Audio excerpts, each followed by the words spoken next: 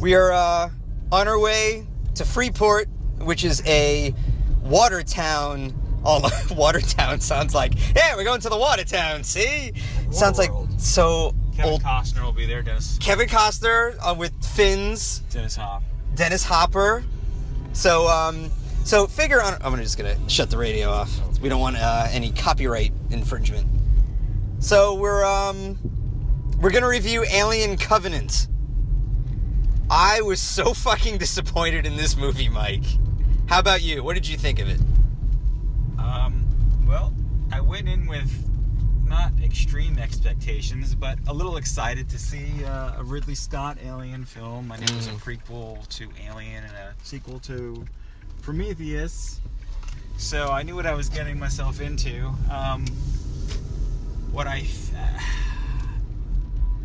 I was entertained, but I was disappointed that the alien sequences were rushed. Mm-hmm. What I did like about the movie was that it was a Fassbender movie. Oh, he was fantastic. And he steals the movie from me. So if I look at it as, okay, this is about androids. Yes. That's a good movie. I enjoyed that. Yes. But the fact that it's called Alien and then you barely see them. Yeah. You know, and plus you don't care about the other characters. Exact. And plus the characters there were so many interesting qualities about him. Like, you had the Billy Crudup character he was a man of faith. And he was also a wimp. Well, that was the thing. And then the rest of the crew didn't respect him because he was a fill-in. He was the second in command for James Franco. I don't even know that James Franco was going to be in this movie. I didn't see any of the... yeah, that was I didn't see any of the teasers or anything like that. So I'm like, is that James Franco? Yeah, I had no idea. Cameo. Yeah, his cameo. So you had some interesting character quirks from the different characters, but like with the Billy Crudup character, none of that was explored. So you introduced us to this quality, which was interesting, but then we didn't go anywhere with it, except for, like, the last line that Fassbender gave before he killed him, saying, do you believe in anything? Yeah. And that was really it. So it didn't explore any of that. There's two things I got to say too, and I'm sure you might agree with this. One point is that I saw the ending coming a mile away. Oh my god! There's a twist at the end that we won't say. No, we can say this is spoilers. Let's just spoil it. Spoil it. Go ahead, Mike. You spoil it. I'll spoil it. I don't want to be guilty of this. Okay, so at the end, the Fassbender plays two parts. And again, he was the best part of this movie. Fassbender can, even if he's in a shitty movie, he can do no wrong. He is that good of an actor. So he played David and he played Walter, which apparently was the name of the two producers of the movie. Let me just jump in there with Walter and David. Yeah. Here's my analysis of those two characters. I'm not sure. Maybe this is on purpose. I'm sure it was. David in this movie is very much like Ash, which was the android in the first Alien movie, played by Ian Holm. Yeah.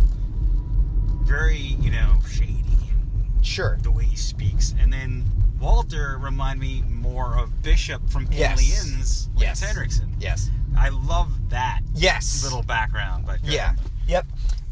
So Walter and David, which were named after the producers of the movie, apparently. Oh yeah. It was Walter Hill and David, whoever, I forgot his name. I want to say Geiler, but I'm not sure. Yeah, it is Geiler. He is Geiler, David Geiler.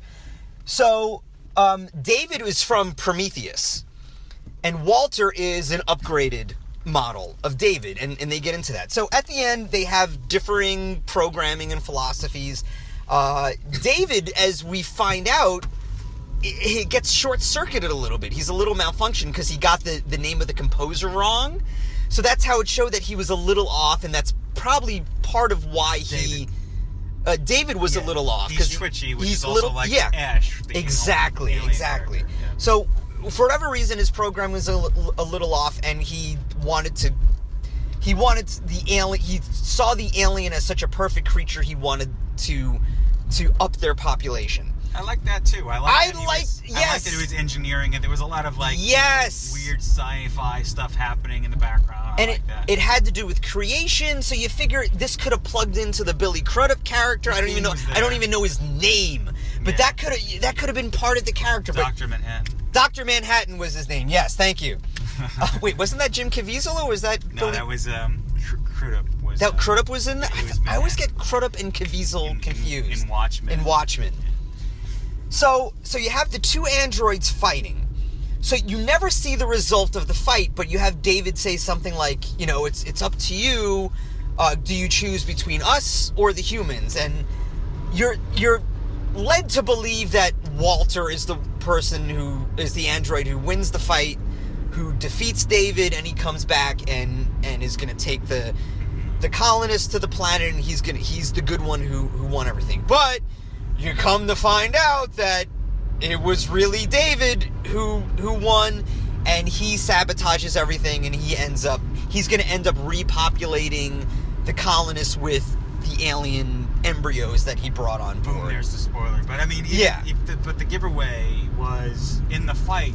First of all, the fight is cut short. Yes. It's cut short, leaving you to think, okay, who's going to win? Yes. And it also gives you a little cutaway of a blade. And they're like, okay, he's going to, Walter loses his hand. We know what's going to happen. Right. But the other point, I don't know if you were done with that point, but the second point I was going to make was with the characters, the other characters that we didn't care about.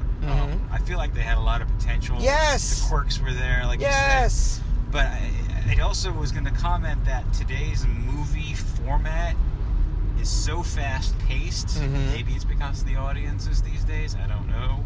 But when you compare this to, like, the first Alien, there's a lot. You don't want to say it's dragging. It's not. But there's a lot of, like, spread-out character development. Like, you don't even see the alien in the first movie till, like, an hour into the movie. And it didn't matter because you cared about these characters. Exactly. You're spending the first hour building up to this creepy thing. You're learning about the characters, you're caring about the characters, and all of a sudden you're shitting bricks when they start getting, they bite the dust one by one. And what was special about the first Alien is that the audience... Now, I saw Alien after I saw Aliens. I saw Aliens first when I was a kid. Same with me. Yeah. So I kind of knew going into this that I thought it was gonna be a Ripley movie, but when you watch Alien, I'm guessing the audience was led to believe that Tom Skerritt's the main character and he's gonna be the hero as the captain. But then when he dies, that was probably a surprise, and then they leave it up to Ripley surviving at the end of the first one. Yeah. But yeah, you felt an attachment to all these characters, and there was a realism to it. And you kind of sensed that with Alien Covenant, but they didn't explore it. I didn't sense Dick in Alien Covenant. I sensed that there was a potential for it. There was a potential, but and there was a potential because there were couples, they were married. Was it Danny McBride was having emotional issues for some? Yeah, so I can. It's like, okay, I feel bad, but not as much as I did when, But, at the same time, the characters in this movie, they were on... Yes, John Hurt got hurt, yes. But they were on a mission to go to a completely different planet. So you would figure that they would be so well trained to deal with any alien encounters, any quarantine issues, that they would have to be so by the book and so emotionally prepared to deal with anything that came their way, which is what the crew did in Alien. Even though they were under duress, they were still calm for the most part and by the book. Same thing with Aliens, with the exception of Hudson, which, even though I liked the character, in Aliens, the Bill Paxton character was out of character for being a trained military officer to lose it like he did. And which led me to the character issues with Alien Covenant. There was one woman, Danny McBride's wife. Again, I don't even remember the names of the characters. But Danny McBride's wife, after she was encountered by the alien, this wasn't a chest burster, it was a back burster, which was, kind of cool. It was different. The spores, it showed how they can spread more like a virus easy enough.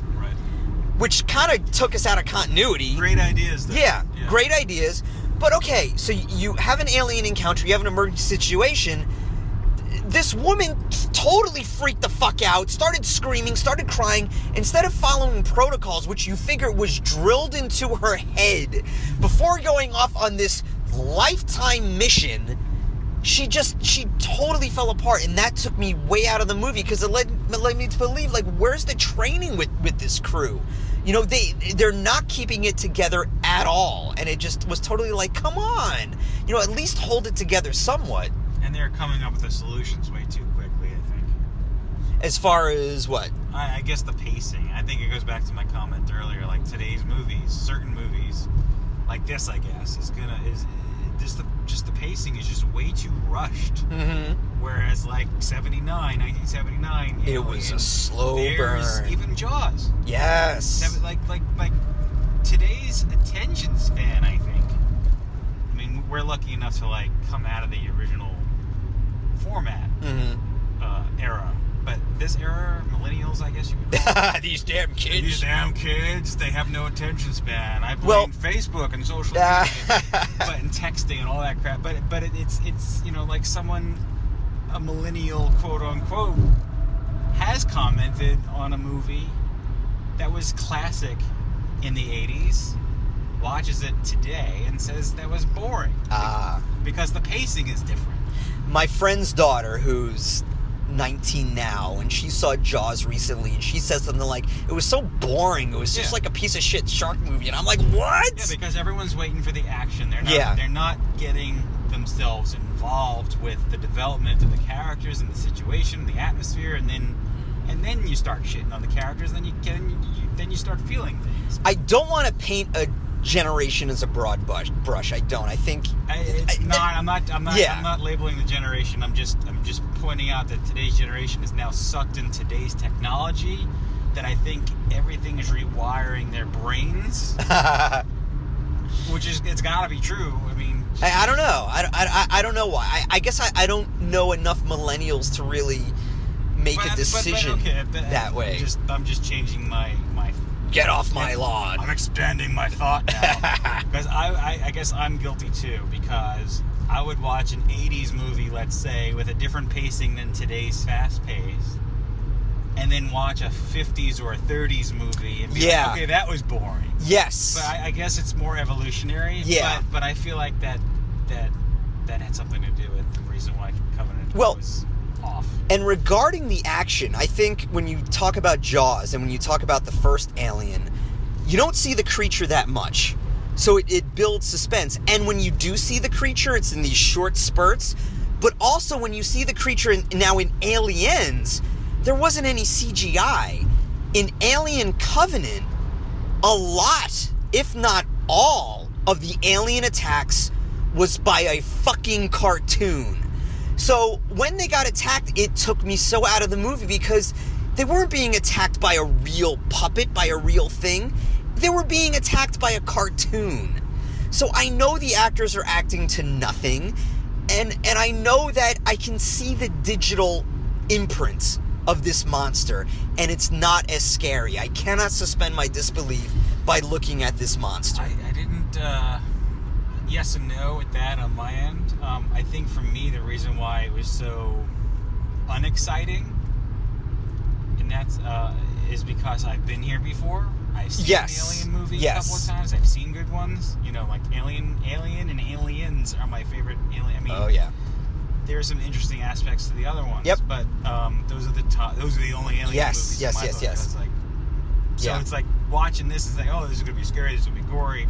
Sure, the commercials, the marketing, that all takes care of that. When you get in there, I'm like, okay, I don't feel moved at all.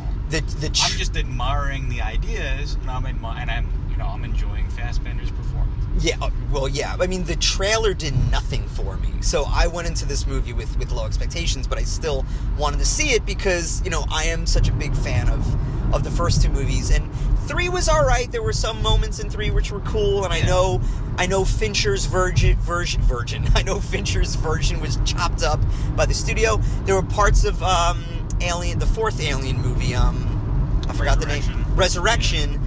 Which was also cool, but that movie wasn't that bad. Prometheus was...